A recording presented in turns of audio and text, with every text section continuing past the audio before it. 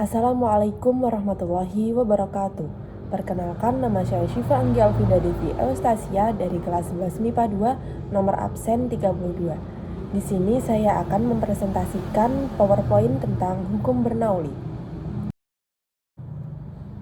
Yang pertama, sejarah Bernoulli. Hukum Bernoulli dikemukakan pertama kali oleh Daniel Bernoulli 1700. Daniel Bernoulli lahir di Groningen, Belanda pada tanggal 18 Februari 1700 dalam sebuah keluarga yang hebat dalam bidang matematika. Dia dikatakan memiliki hubungan buruk dengan ayahnya, yaitu Johann Bernoulli.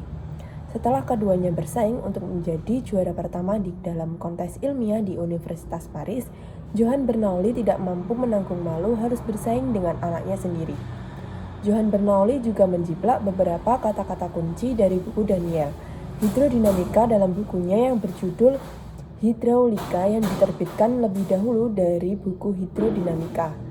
Dalam kertas kerjanya yang berjudul Hidrodinamika, Bernoulli menunjukkan bahwa begitu kecepatan aliran fluida meningkat, maka tekanan justru menurun. Daniel Bernoulli telah membuktikan bahwa makin besar kecepatan fluida, makin kecil tekanannya. Begitu juga sebaliknya, makin kecil kecepatan fluida, makin besar tekanannya. Pernyataan tersebut dikenal dengan sebagai hukum Bernoulli. Yang kedua adalah fenomena yang mendasari konsep Bernoulli ditemukan. Persamaan hukum Bernoulli erat kaitannya dengan tekanan, kecepatan, dan ketinggian dari dua titik poin dengan aliran fluida yang massa jenis. Munculnya persamaan Bernoulli didapat dari keseimbangan energi mekanik atau energi kinetik dan energi potensial bersamaan dengan adanya tekanan yang muncul hingga menghasilkan implementasi berikut. Tekanan ditambah energi kinetik ditambah energi potensial sama dengan konstan. Yang ketiga adalah persamaan hukum Bernoulli. Selanjutnya, untuk menurunkan persamaan yang menyatakan hukum Bernoulli tersebut dapat dikemukakan dengan gambar sebagai berikut.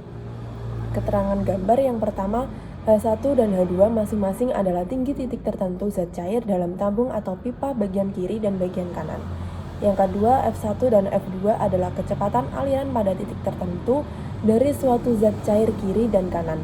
Yang ketiga adalah A1 dan A2 adalah luas penampang pipa bagian dalam yang dialiri zat cair sebelah kiri dan sebelah kanan. Yang keempat, P1 dan P2 adalah tekanan pada zat cair tersebut dari bagian kiri dan bagian kanan. Dari gambar, suatu fluida yang massa jenisnya ρ dialirkan dalam pipa dengan penampang yang berbeda. Tekanan P1 dalam penampang A1 disebabkan oleh gaya F1 dan tekanan P2 disebabkan oleh gaya F2. Gaya F1 melakukan usaha sebesar W1 sama dengan F1 dikali S1 dan F2 melakukan usaha sebesar W2 sama dengan negatif F2 dikali S2.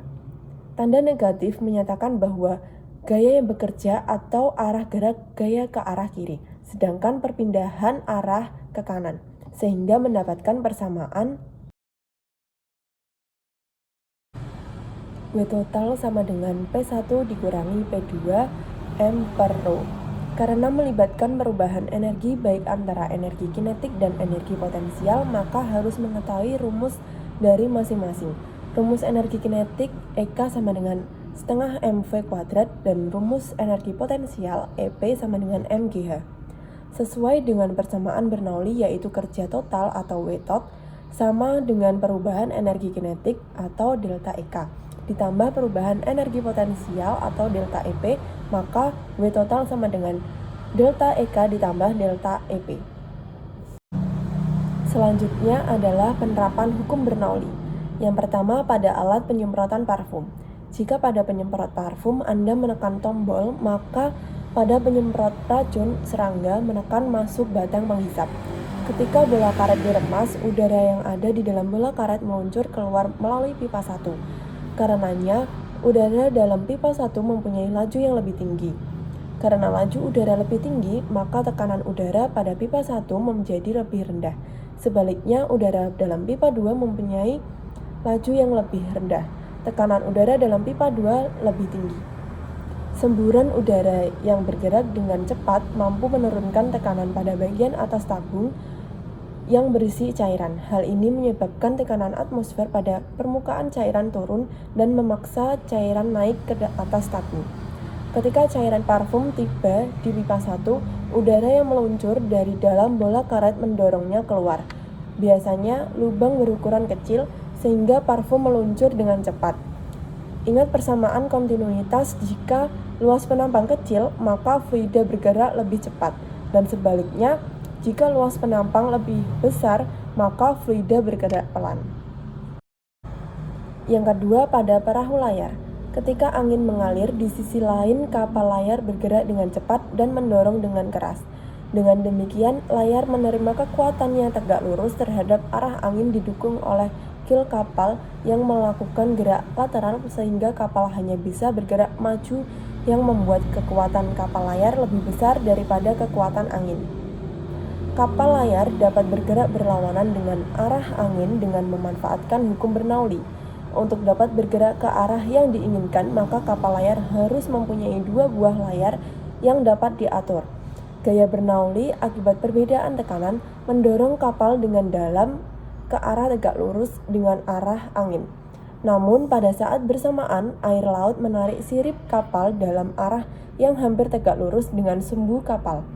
Jadi ada dua gaya sekaligus yang bekerja pada kapal, yaitu gaya Bernoulli yang bekerja pada layar dan gaya oleh air pada sirip kapal. Dua gaya tersebut memiliki arah yang hampir berlawanan dengan arah angin, dan kapal layar bergerak dalam arah yang hampir berlawanan dengan arah datangnya angin. Yang ketiga, tangki air bocor. Ketika menguras tangki air, hal pertama yang dipikirkan tentu berapa lama waktu yang dihabiskan untuk menunggu air sampai habis. Pertanyaan ini bisa dijawab dengan menggunakan pemahaman Bernoulli. Persamaan hukum ini dapat digunakan mencari tahu berapa kecepatan air yang keluar dari lubang kecil pada tangki air. Buka tutup tangki air yang terdapat di bagian atas. Jika tidak memiliki tutup dan ada bagian yang berlubang, artinya kedua bagian ini akan langsung bertemu dengan atmosfer di udara. Tekanan yang ada di bagian tersebut sama-sama berasal dari tekanan atmosfer. Setelah dapat dicari dengan rumus terkait berapa lama waktu menunggu air habis.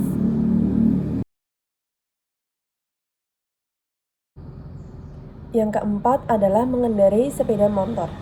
Biasanya seseorang yang mengendarai sepeda motor dengan tidak menggunakan jaket dan hanya memakai kaos, maka kaos bagian belakang terbang dan mengembung. Kondisi yang secara tak langsung memperlihatkan adanya penerapan Bernoulli. Mengapa demikian? Pada saat mengendarai sepeda motor dengan cepat, kecepatan udara di bagian belakang menjadi lebih kecil. Tekanan udara yang muncul di belakang tubuh akan menjadi lebih besar karena perbedaan tekanan udara inilah yang akhirnya membuat tekanan udara mendorong baju ke belakang hingga terbang dan mengembung tak karuan.